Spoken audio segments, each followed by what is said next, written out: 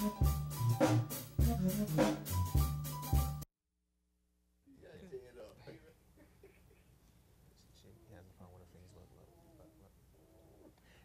we are BACK, and our guest tonight is Carolyn Malachi and James McKinney. Carolyn Malachi is sitting with me right now. We're going to chop it up.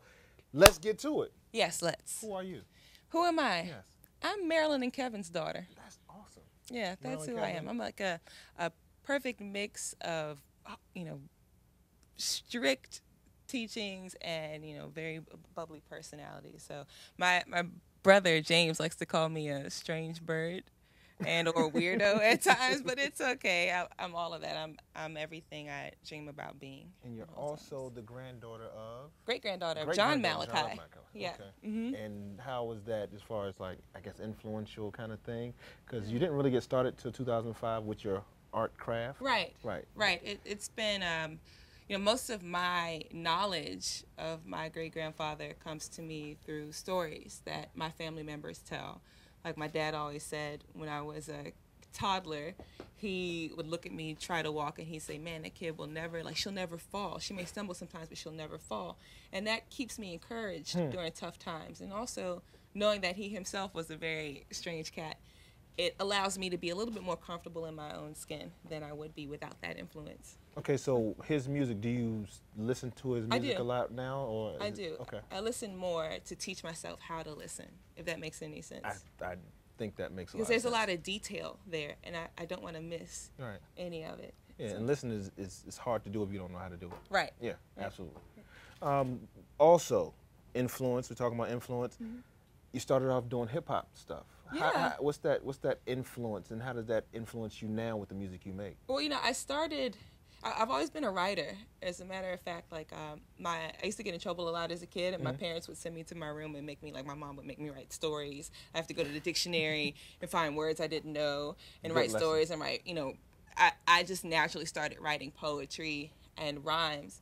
But in 2005, I started studying sound design at Shepherd University, my alma mater, and I really got into beat production in a very amateur way, but enough so that I could produce music and complete 2 CDs. So, now I feel like I know exactly what I want out of my future. Sidebar, what were you going to do before you did music? When I was a kid, I was going to be the first woman in the NBA. When I was a kid. Then at one point I was going to be a gospel hip-hop artist. And that's fly. Then I wanted to, I've always wanted to be an entrepreneur. I had a very strong passion I discovered in high school for working in corporate America. I really enjoy learning about operations, and that kind of gives me a lot of juice when I go into a boardroom. And I don't even have to say anything. I just like listening to executives. I like learning from people who know and who are also passionate and very skilled at what they do.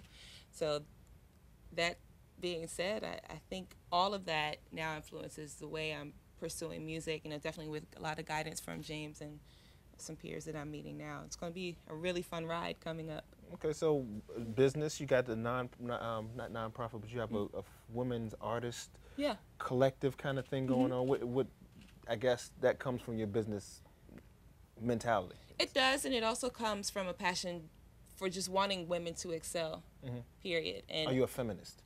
I don't think so. Okay. I don't think so. Good, because we said some things that a feminist might not. I heard you. Oh, okay. I heard you. It's okay. Okay. All right, cool.